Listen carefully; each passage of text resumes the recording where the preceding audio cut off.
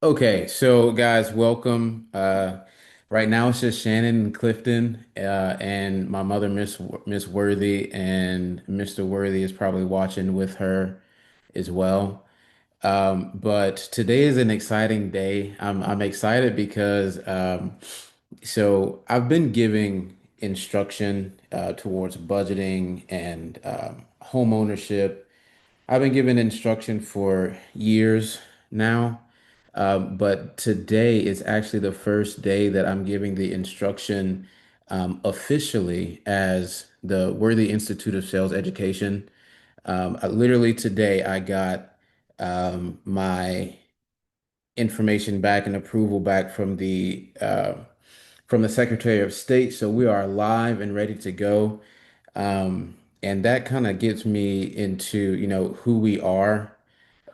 We are Worthy and Associates Real Estate. We are a small boutique firm.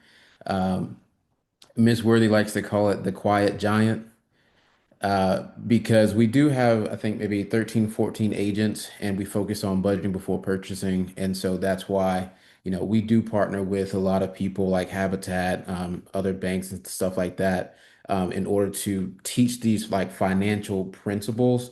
Number one, because, if you really pay attention and you think about the fact that from K through 12, even once you go to college, no one's teaching you about maintaining your credit. Nobody's teaching you about, financial literacy, building wealth. And so that is what our goals are here. And we're the Institute of Sales Education, this is day one, which is so exciting. That's why I'm excited today. But this is actually where the Institute of Sales Education is actually for training agents, so people can come and get their real estate license through me now. But it's also I want to be able to, in the future, the vision is for me to be able to give home buyer education and agent education as well, so that we can create well-rounded buyers and also well-rounded agents to be able to, kind of complement each other. Um, Now, why are you here? The purpose of the session is called Budgeting Before Purchasing. Um, like I said, Worthy and Associates, some of our founding principles are budgeting before purchasing. Every single person, I don't care if you make $250,000, I don't care if you make $60,000, if you're a homeowner already, if you are an investor, it doesn't matter what it is. We're always going to start with the same process, which is our intake process, because we believe that there are certain financial principles that you need to be following in order to, maintain yourself financially. We're going to talk a little bit about the psychology of money as well, um, because we all have a relationship with our money, whether we're just maintaining or we are looking to make a purchase, whether it's a car, whether it's a first or second home, doesn't matter what the case may be. But by the end of this session, you should be able to understand your financial baseline and what we mean by that and your readiness to buy. Um, you should be able to learn how to calculate your debt to income ratio and your affordability range because it truly is a formula. So once you go to a lender, um, the formula that they use, this is public knowledge, right? You should also be able to identify your spending habits and hidden leaks, be able to determine and capitalize using your overage. And the reason I smiled a little bit there is because the spending habits, the bank statements are kind of like the Bible of finances. Or if you were writing a book, you're writing a story about your life, um, a lot of that can actually be found in your bank statements. My mother used to always tell clients and myself, because I was one of her clients once, that that there's nothing that, a solid 90 days of you being on a budget and you practicing certain financial principles that 90 days can't fix, right?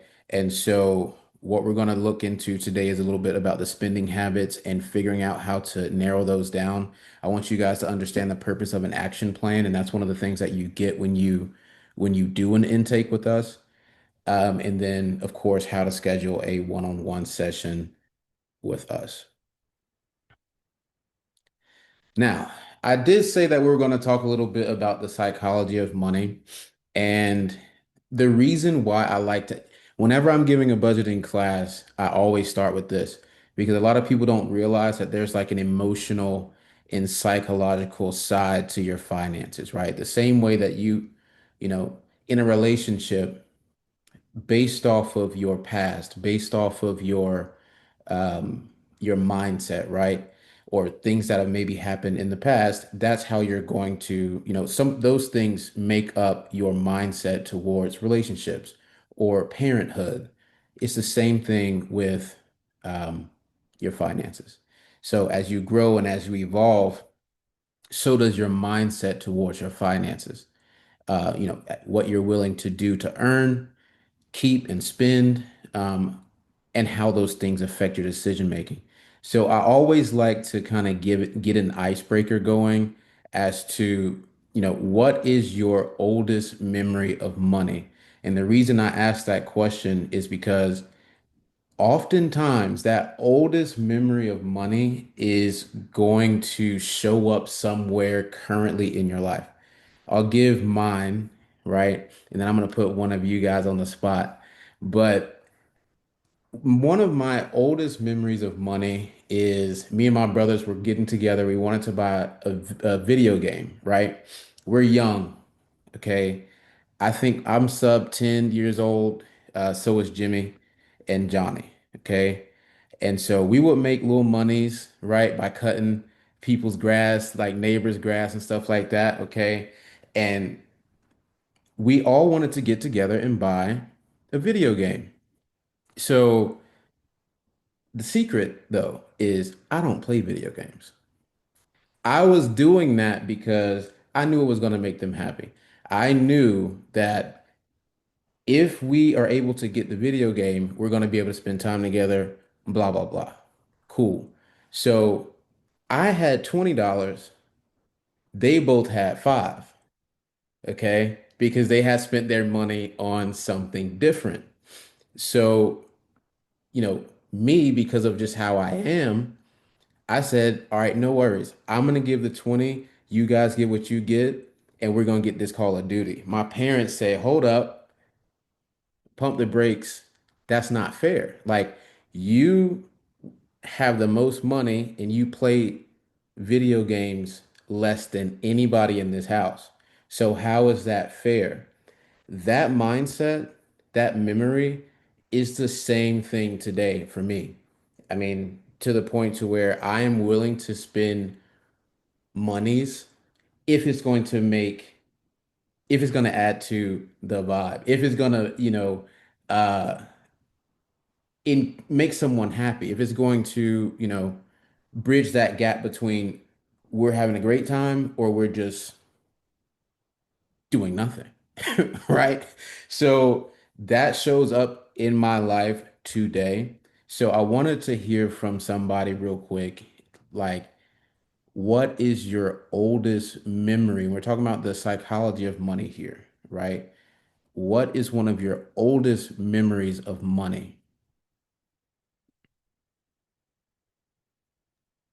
I'll go first. Um, well, first and foremost, I just want to say thank you for this awesome class. We're super excited to be here with you guys. Um, and to the question, oldest memory of money. Oh my goodness. Well, my mom's an accountant, so of course I felt like I always knew the idea of money. Um, but of course it started, with $1 here for one, like literally a $1 bill for a birthday gift, or and that money would start increasing over the years. And then, of course you start to babysit. Of course they always call on the young girls in church to babysit the younger kids. So that would always be just something that I would be looking for towards the end of the night of watching y'all's bad kids, you know? So, they'd be gone for hours and upon hours. And I'd always look at the clock and I'd always be like, okay, that's maybe $10 more. That's maybe $20 more. Like, and I would be mentally calculating it up in my mind. And then, of course, at the end of the night, I would receive what I would receive. I would never come with a specific payment at the beginning of the night, but I just would always know that they would give me money. So then I'd get my payment and then I'd be like a little underwhelmed because I didn't receive what I wanted to receive. Um, and I still feel like that's my idea with my paycheck these days. Just because you put in hours, you're paid hourly, you put in your hours, you do what you're set to do, in your 9 to 6 job. And you're always consumed by mentally calculating hours. But then, of course, when the check comes, the check's always different for some reason. Taxes and deductibles and whatnot change. Right. So that was definitely, I mean, that definitely has tagged on to how I think about money today. But I mean, I'm so blessed with my job I have now. Oh yeah, No yeah. complaints there. But yeah, I can definitely still track that to babysitting at an early age. No, I'm good. That's good, and I'm glad that you shared that because I would imagine that even today, like you said, I mean, Mhm. the work that you put in, you have the expectation of, you know, you want equal compensation for the work that you're putting in. Right. And, I would even venture to say that, back when you were babysitting those bad kids, you Uh-huh. you should have said, "Hey, look, you're an hour late. You're 2 hours late. This is what it is, or I can't come back." I Right? didn't have that luxury, Yeah. as a kid. As a kid, you don't have any idea about that. Right, right, right, right, right, right, right. But that is the like that's what we're, Yeah. talking about in terms of the psychology of money and just how something like that, something that small is Hmm. going to manifest itself into your daily, and yearly mindset towards finances if Hmm. you're not intentional, right? Consistent and intentional about um changing the narrative or going, being in the driver's seat and going into the direction that you want to be going. And like I said, this is not just for buying a house or this is not just for, you know, buying a boat or a car, whatever the case may be. This is in general, your mindset towards your finances is just as important as your relationship with anything else in your life, Yeah. right? For sure. So, when we are training our agents, right, we always talk about the buyer persona, right? And these buyer personas are kind of made up actually of different people's psychology, right? Or different people's mindset towards what they're capable of doing or what they are willing to do. And the main ones that I usually come across, and I name them, right, so that they could be a little bit more like memorable for our agents. But there's always a first time Fatima, right? Uh, there's a Rhonda rent for life and a Bobby business, okay? And so the first time Fatima, right? So Fatima works as a nurse for the past 8 years. She tries to budget, uh, but something always comes up. She always dreams of home ownership, but waiting for a helping hand, right? So that, and I made these descriptions specifically for a reason because what I wanted to talk about here is motivation versus objection, because a lot of these personas, a lot of these people with different mindsets, they're going to have very similar objections to why their finances may be where they are, right? I got Rhonda Rent for Life up next. My grandma's watching. Hey, Sadie. Rhonda works in a local restaurant and drives Uber on the weekends. She does not want the commitment of a mortgage, and no one in her family has ever owned a home. Okay. And it's crazy because, for the people who may watch this in the future, because I know that the people watching it now, we're all younger, right? But there are certain, people in this category, this Rhonda Rent for Life category, that might end up being 50 years old and they're still renting. Or they may end up being 60 years old and they're still renting, right? And this is a motivation versus objection thing. This is a mindset type of thing, right? Another one that I come across a lot living in Charlotte. Okay, this is Hot Shot Bobby businessman. Okay, Bobby has been in business for 3 years. He manages his own finances. He values ownership, but waiting for the right time or for the prices to go down or for the rates to go down, right? Bobby Business is that client that when you work with him, okay, he's questioning your every move because he's got Chat GPT up, right? And he's talking today. He think he know every single thing, right? That's Bobby Business, okay? And so just like Bobby and Rhonda and Fatima, everyone has their own motivations and objections, regardless of whether you fall into one of those categories or not, or one of your own. There are financial principles across the board that can benefit us all. Um, which I put those in here. I think it's tweaking here. I put those in here so that I can get people to start thinking that your current mindset does not have to be your reality all the time. Like your where you are today, like this is a very personal, non-financial type of thing. But I get told all the time that your best thinking or my best thinking or my best ideas have me where I am right now. And if you're in a great place in your life, then that's a great thing. But do you want to stay in that position or do you want to progress? If you're not so satisfied with where you are, what's up, Brontia? How you doing? Um, if you're not so satisfied with where you are, you can change your thinking, right? Because you want to progress. As long as we're going forward, as long as we're moving forward. So that's why I brought up the buyer personas because, you know, I don't want to overly, categorize people, but as a realtor, I see a lot of people's finances. I work with a lot of people and the objections are pretty much the same. The mindsets are pretty similar. Everybody may have their different small details, but they are the same. But this financial baseline that we're about to talk about is important because, like I said, whether you are trying to purchase a home or not, these four documents, it's technically five, but these four items that you guys see on the screen is what determines your financial health. Okay.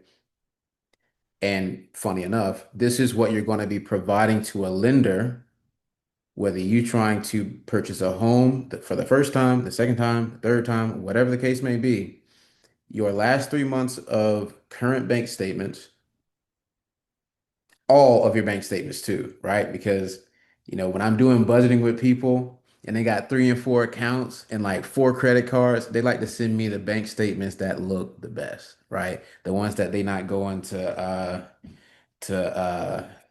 I'm not gonna be messy. But y'all get what I'm saying. Y'all get what I'm saying. So the bank statements, all your bank statements and credit card statements. The second item would be your previous 2 years of tax returns, um, W-2s for 2 years as well. That's going to be the third item. or unless you're on 1099, 30 days of check stubs and credit report. Um, so these five items, like I say, these are the things that are going to determine your financial health. If you don't see yourself purchasing a home in 3 months or 3 years, it don't matter. The fact of the matter is you need to know what these things look like at all times. You need to, like I said, you need to be in the driver's seat at all times, just in case you do need to go and buy something, or you need to change the apartment that you're living in right now, or whatever the case may be. This is your financial wellness. Um, it saddens me so much when I meet with people and we're talking about their credit, and they don't even know how to monitor their credit. They don't even have an idea of what their credit report might be, or they have gotten like a 40-point decrease and they get discouraged, right? And it's like, well, I don't want to see it no more. I'm not even going to open it up, right? Um, and the number one thing that I know for a fact that we do not do, young or old, is look at our bank statements. There, it's a sad thing, but if I were to tell everybody that's watching me right now on Facebook and on this Zoom call, when the last time you looked at your bank statements, I would I would give $1 to everybody that's looked at them this morning. Those statements need to be looked at every single day. And like I said, these documents are going to also be important for buying a house. For buying a house, um, because those are the things that are, that the lender is going to see if they're considering you to be credit worthy or not. So before we go into detail, because our intake process when we're working with new clients,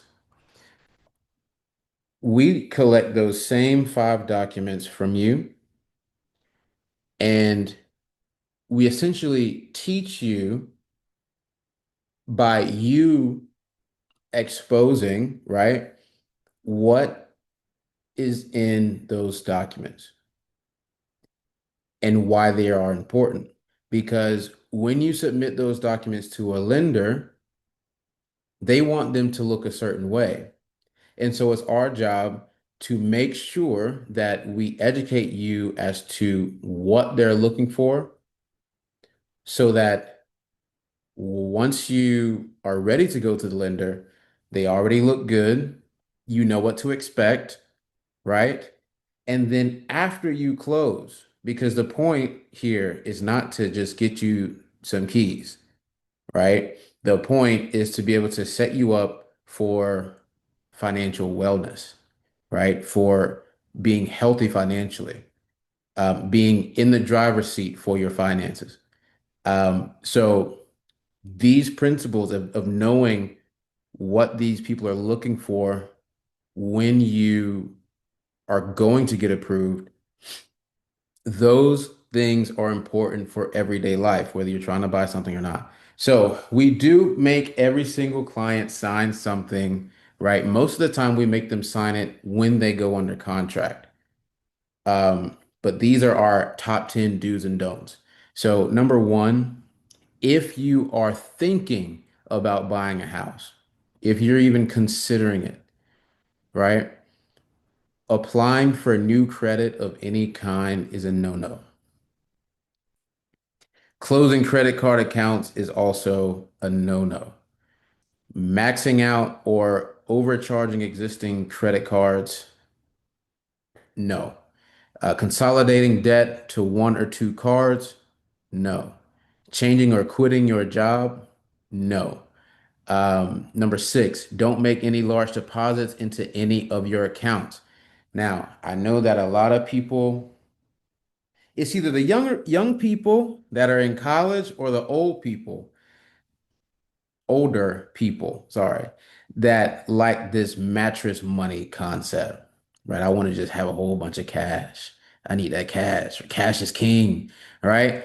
But when you are going through and approval process and you're wanting to show yourself credit worthy. We're going to talk about this in a second when we talk about the intake, but there's a phrase called qualified income.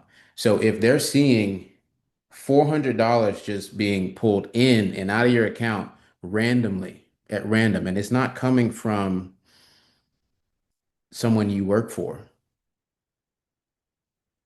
the past 2 years, or if it's not coming from something that's been court ordered, um, like a tax payment or tax bill that you may have, or income wise, like child support or something like that, right? If it can't be backed up, it does not need to be in your account because it's going to mess the deal up. Number seven, or sorry, number eight, uh, try pay off of your collections. Number nine, do stay current on your existing accounts. Number 10, call your lender or your realtor or myself before you do anything that could affect your credit at all. Because that's the point of getting someone who is more of an advisor than just trying to get you some keys. Because trying to affect your finances can go really good or it can go really bad. So you need to be out seeking knowledge, right, from the people who know. Um, okay, let's move on. So I'm going to show you guys, oh, I'm going to show you what our intake process looks like. Let me make sure you guys can see my screen. Yes. So in our intake process, we talk about the top 10 do's and don'ts that we just talked about just now, right? We talk about, and then after that, we talk about all the information from the documents that we requested. So from your credit report, okay, we're looking at all of the accounts that are open. So the types of credit that you probably have on your file are installment loans. That's going to be personal loans, auto loans, car loans, mortgages, timeshares, right? Second type would be revolving credit, right? So we're going to list all of those things out. Revolving credit would be a credit card, a personal line of credit, and the personal lines of credit act just like credit cards. So essentially, it's the same thing. Um, you're also going to have um, collections, disputes, and closed accounts and or charge-offs. All of those things, we document them in the beginning, right? So that we can all have it in one place so we know what the monthly payment is, what the balance is, what the limit is, what your percentage of usage is, right? For each one of those accounts.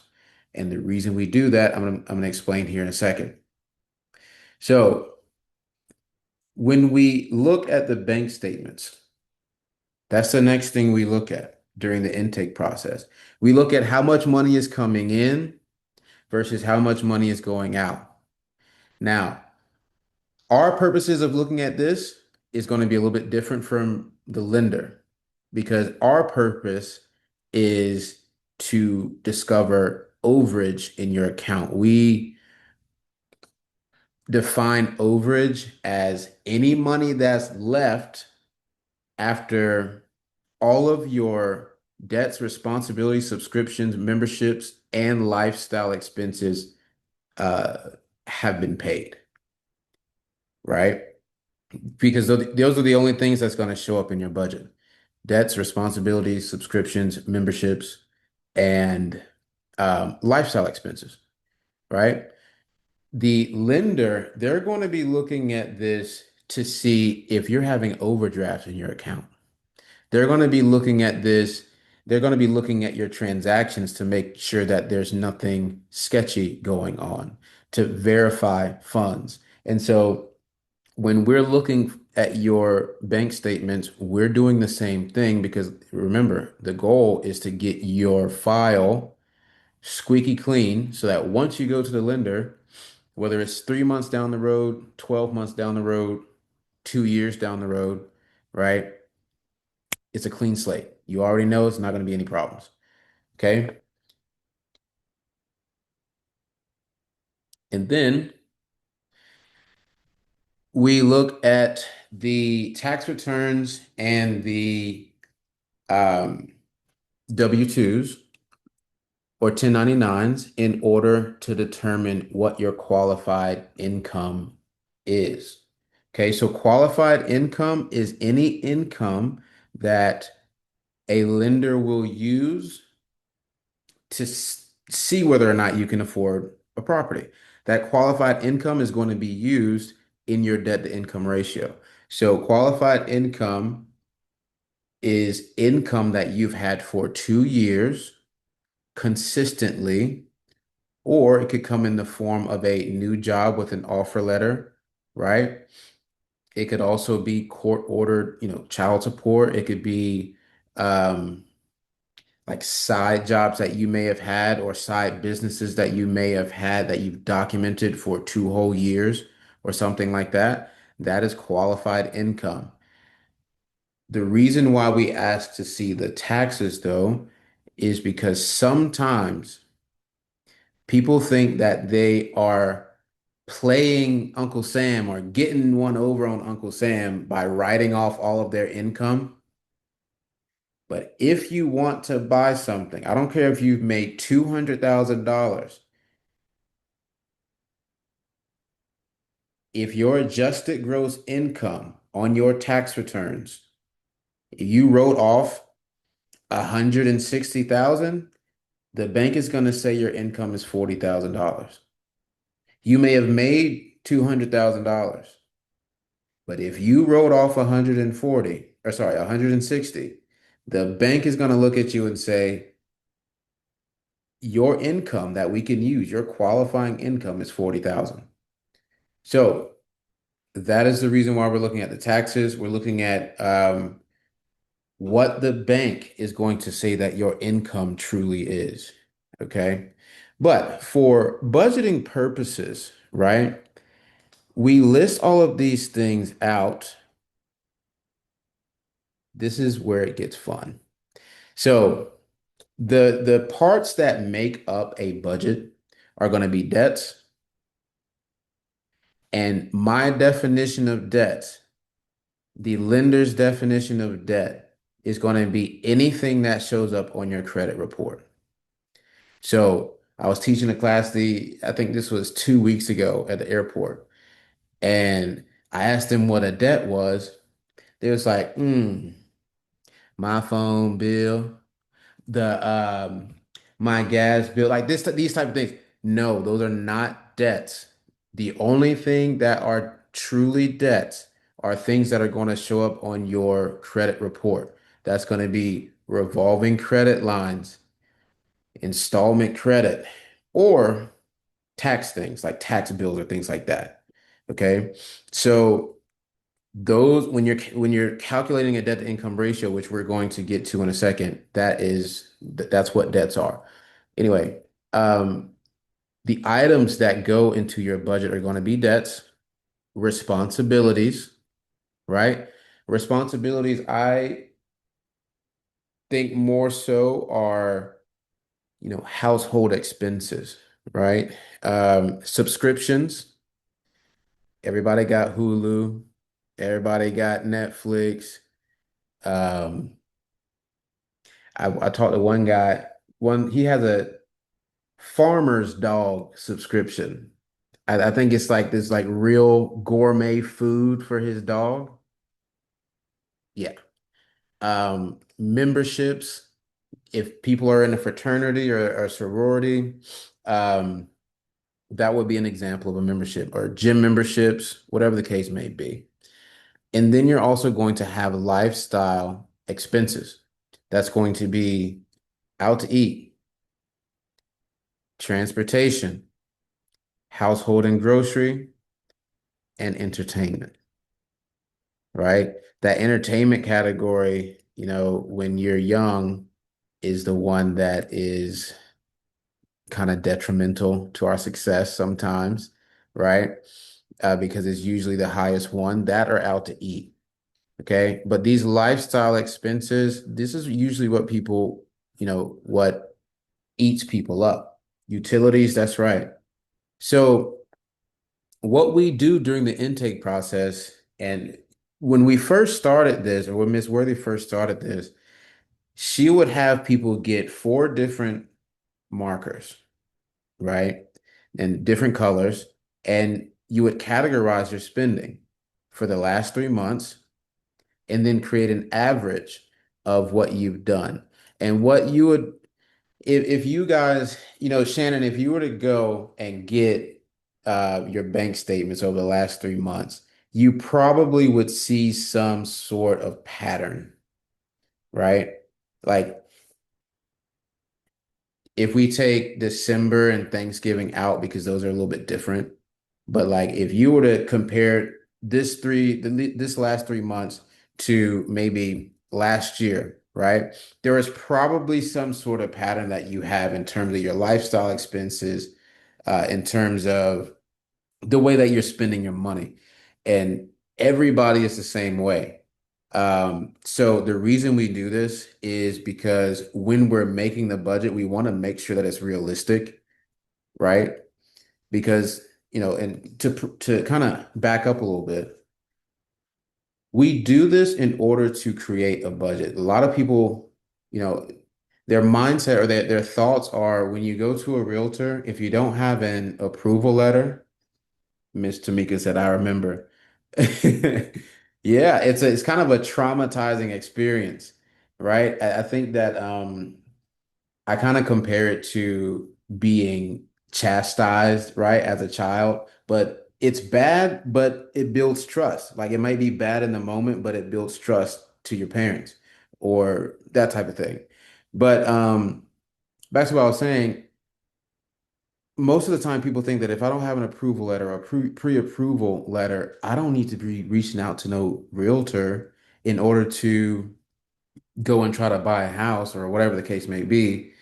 Um, with us, that is not necessarily the case because of our budgeting program, right?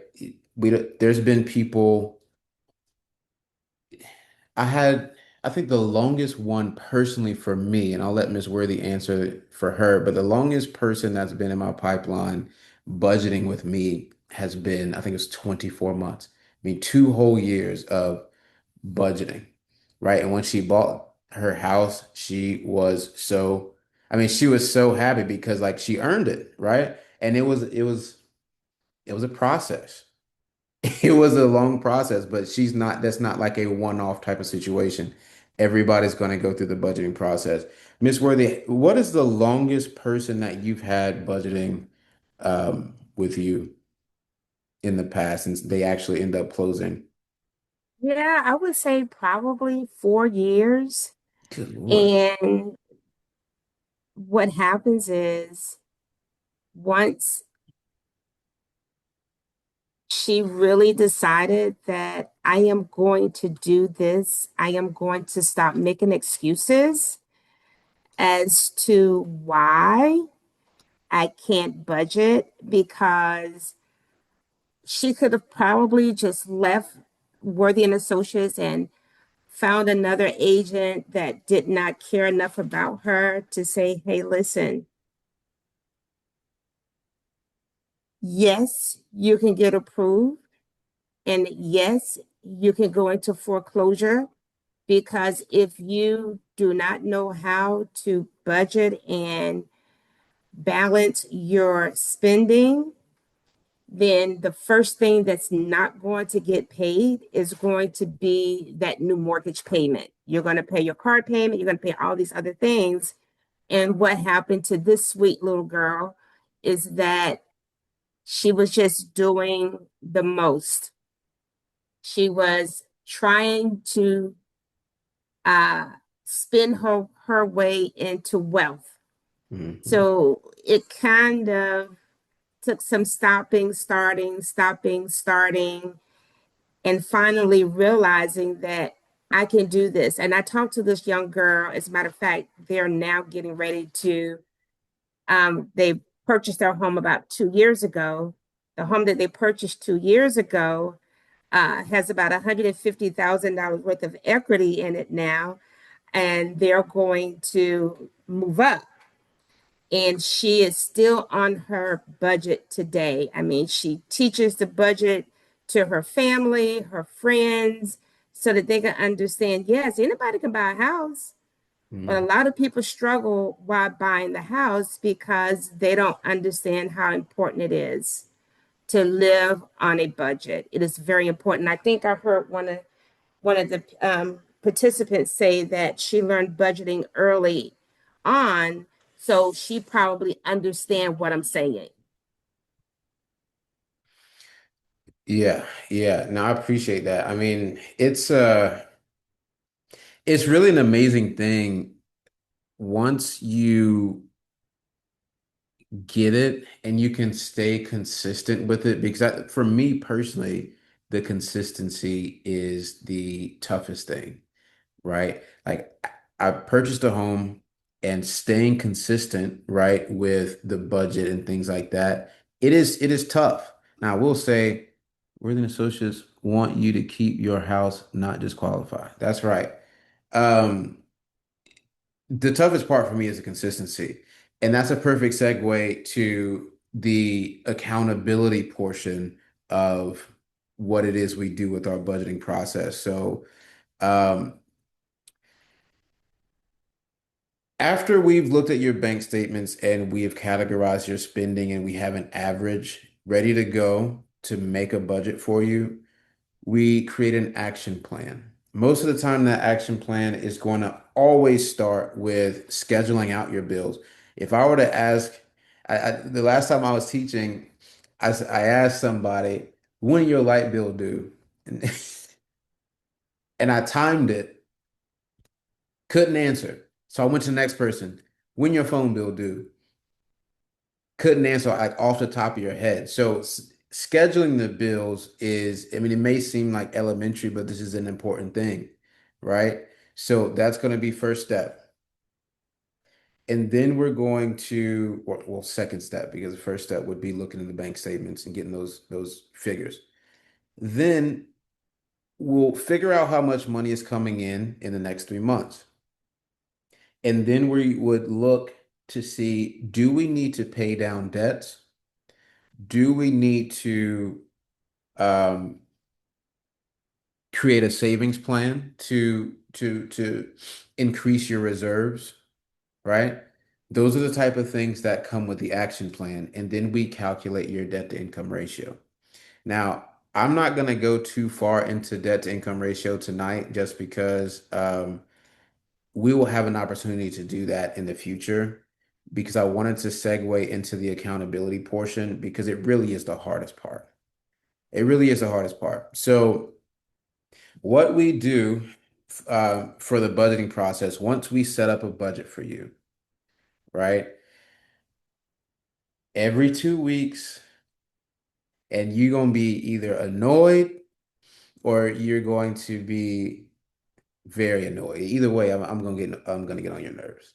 But at the end, you're gonna be satisfied, right? So what we do is we create this Google form that can be filled out on your phone, on your laptop. Most of the time, all my clients fill out on their phone. And every single thing that we tracked in the beginning, like your credit scores, the amount that you have saved, the amount that you're spending out to eat, like your lifestyle expenses, all of your bills, all those things. Every 2 weeks, the remaining balance of your account, blah, blah, blah. Every 2 weeks, you submit your progress. And what my clients that have done the budgeting portion with me like the most about this process is they can see the growth. I think that in the first 3 months, it's like I'm pulling teeth, right? But when they start seeing that money start stacking up in their account, or they start to see that their credit score is going up, or whatever the case may be, the there's passion behind it, right? There's excitement, there's emotion behind it because back to the psychology of money thing, you're starting to change your mindset. You're starting to change like you're starting to see that your trajectory is different because your thoughts, your deeds, your actions are now changing and lining up with the goal that you have in mind. And so I'm gonna pause for questions because we are at 6:50 and I know I need to end at 7. So I'm gonna pause for questions. I hope that this was helpful for everybody tonight. Um, Shannon and Cliff, y'all already got my phone number, so no worries about that. But I do thank you guys honestly for coming. Do you have any questions?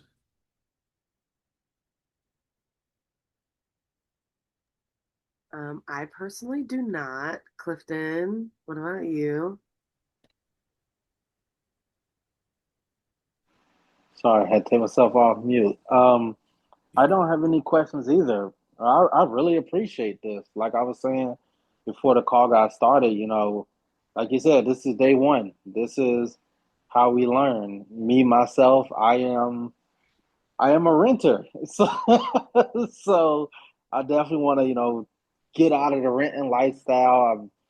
My mother also still rents. So I would like to just pass this knowledge on to her or just see what I am learning from this and maybe inspire her to also like, hey, I need to change some things in my lifestyle so that way I can get a home to pass down to her kids or something of the sort. Or me and Shannon pass something down to our kids. So yeah, we really appreciate this a lot.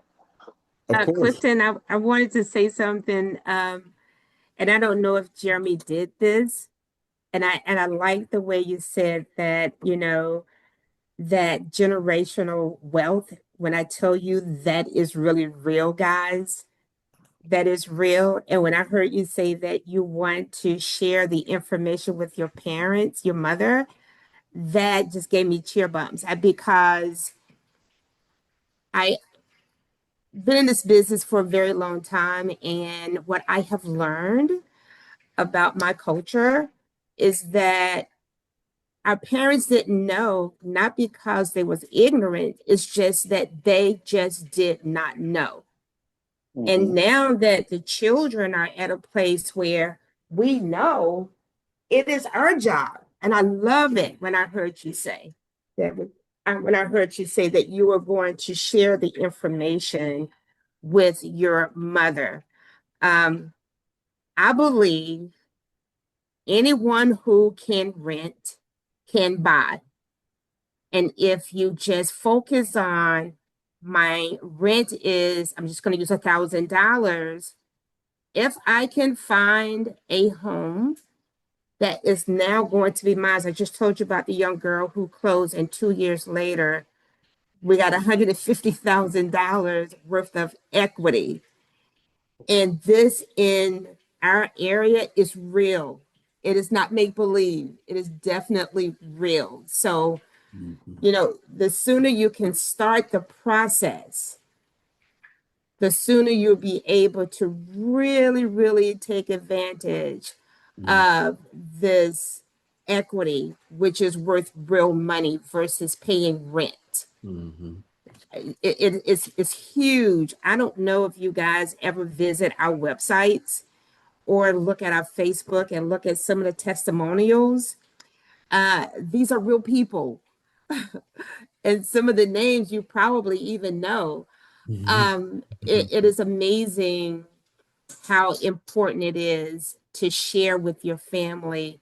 I think my oldest client was a 70-year-old lady. She was a nurse, and she just never knew that she could own a home. And one thing was on her bucket list was one day she wanted to be a homeowner. And she was just, you know, I don't know, it was just so amazing. They did a big article about her because she was 70. Didn't say I'm too old. She said, if I can pay rent to my landlord, I can pay rent to myself. And when she passed on a couple of years ago, she was able to leave the home to her grandson. Mhm. So it worked out really, really good for her. And I think my youngest client was a 19-year-old. Oh, wow. Her parents told her, she said she wanted to move out. She was getting ready to go to college and she was going to CPCC. And her parents told her that we're not going to pay for you to get an apartment. And she had been working for CVS all through high school. Mm, And CVS was so nice and gave her an offer letter so that she could actually qualify for the house by herself. All her parents did was gave her about $2,000. And we speak to this little girl all the time. She's a testimonial that we use when I'm talking to very young people. Uh, but yeah, her parents was the one who told her, "We're not going to help you get an apartment. We will help you get a condo." And she's our youngest client ever. wow. Yeah. That's crazy. So Clifton and Shannon, so I went to college with Shannon and they went to remember I sent in the group message a picture of us at church? This was like Yes, I think it was like yes. Hey guys. yeah. Hey. Yeah. Yeah, y'all was a fam group message. Yeah, but I will meet with y'all and we can kind of get started whenever you guys are ready to start budgeting. And this is like I say, it's like a no pressure type of thing. This is truly budgeting and getting you prepared so that when it's time to make that move, wherever that's going to be, whether it's going to Yeah. be Charlotte or wherever, you're ready to get you're ready. Yeah. We're ready. I mean, currently, I'd say like, um, just a peek behind our small little curtain, and I know we only have like 3 minutes, but I currently own a little condo and Cliff still rents. And so we're planning to get legally married in October and then actually have our wedding next May. So um, our journey is a little different from each other's, Hmm. and just kind of how we got started. Like my mom kind of got me boosted into home ownership because I know I wouldn't have done it myself.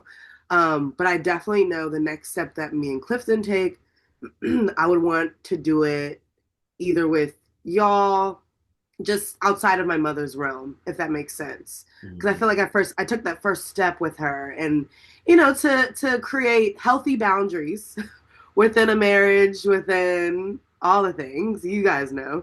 I feel like certain things have to take place. So this would definitely be a big, big step of independence, just for the both of us and for the health of our family, our future Well, family. well, y'all will be in good hands. Um, You'll be in good hands. No worries. And like I say, whenever you're ready, we can get started. But I'm gonna stop recording real quick, and let me see. And if I do anything with this.